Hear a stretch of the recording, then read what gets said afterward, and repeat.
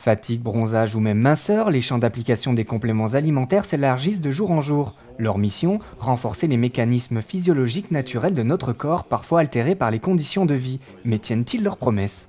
Oui, bien sûr, certains sont efficaces et notamment on a aujourd'hui une obligation d'en apporter la preuve.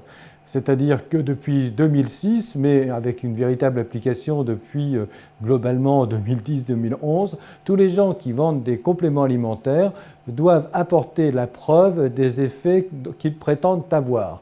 Et cette preuve nécessite la conduite d'essais cliniques, comme pour le médicament, et un enregistrement directement au niveau européen. C'est ce qu'on appelle l'allégation de santé.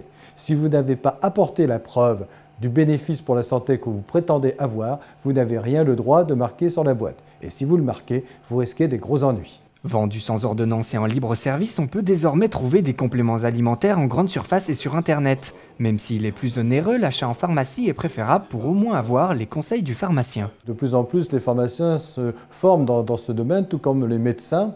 Il y a encore 10 ans, je crois que jamais un médecin n'aurait prescrit un complément alimentaire.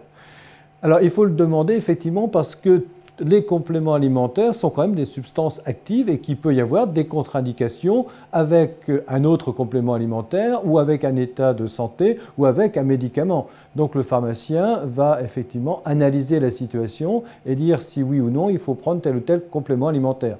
De même, tous les compléments alimentaires ne sont pas utilisables dans tous les domaines et le pharmacien peut guider le patient, le client, pour lui dire, eh bien, par rapport à ce que vous éprouvez, voilà le complément alimentaire que je vous préconise. Par exemple, un des très gros marchés dans ce domaine, c'est tout le problème de la fatigue. Et là aussi, en fonction du type de fatigue que vous éprouvez, qui peut être une fatigue physique ou une fatigue psychique, le pharmacien saura vous conseiller. Consommatrice régulière de compléments alimentaires, Dominique a commencé à en prendre suite à de graves problèmes de santé.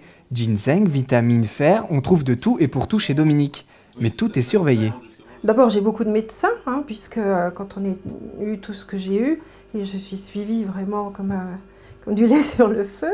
Et j'en parle avec mes médecins. Certains me conseillent des tas de choses, de ne pas mélanger. Par exemple, j'ai appris qu'on ne mélangeait pas le fer et les vitamines C parce que ça s'annule plus ou moins, donc c'est pas très utile.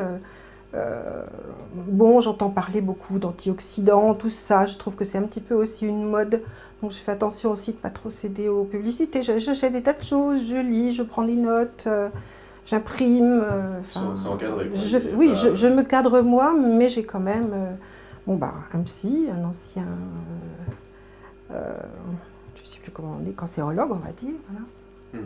Et puis mon médecin généraliste, que je vois tous les mois forcément, puisqu'avec toutes les pathologies que j'accumule, je fais attention. Ceci dit, depuis que je suis en retraite et que je prends ce genre de choses, j'ai diminué des 2/3 les anti-inflammatoires, et j'ai pris cette année une seule fois des antibiotiques. Aujourd'hui à la retraite, elle passe beaucoup de temps à se documenter, à comparer et à trouver les bonnes affaires sur Internet, mais en respectant quelques principes. Pas de fidélité, parce que si quelqu'un m'intoxique avec quelque chose, ça va durer un mois, le temps que je prends sa boîte. Et puis ensuite, comme je passerai à quelqu'un d'autre, je tomberai peut-être sur un plus honnête. Voilà. Même souvent, je prends des polyvitamines pour enfants, parce que je sais que les laboratoires font beaucoup plus attention quand il s'agit des enfants. Donc voilà. Et puis, je ne sais pas si j'ai le droit de le dire, mais j'évite tout ce qui vient de Chine. Vous pouvez le dire. Voilà, parce que j'ai reçu, il n'y a pas longtemps, une publicité pour quelque chose qui soi-disant fait maigrir parce que je suis en surpoids. Et donc, laboratoire français, adresse en France, etc. Mais quand j'ai reçu le paquet venait de Chine. Donc, je leur ai écrit que ce n'était pas honnête, et voilà, c'est tout, je ne les prendrai pas. À force d'ingérer bon nombre de ces compléments, souvent en gélules, Dominique s'est demandé de quoi est faite leur enveloppe. Réponse de notre spécialiste. Alors d'abord, tous les compléments alimentaires ne sont pas dans des gélules. Effectivement, il y en a sous forme comprimée, il y en a sous forme poudre.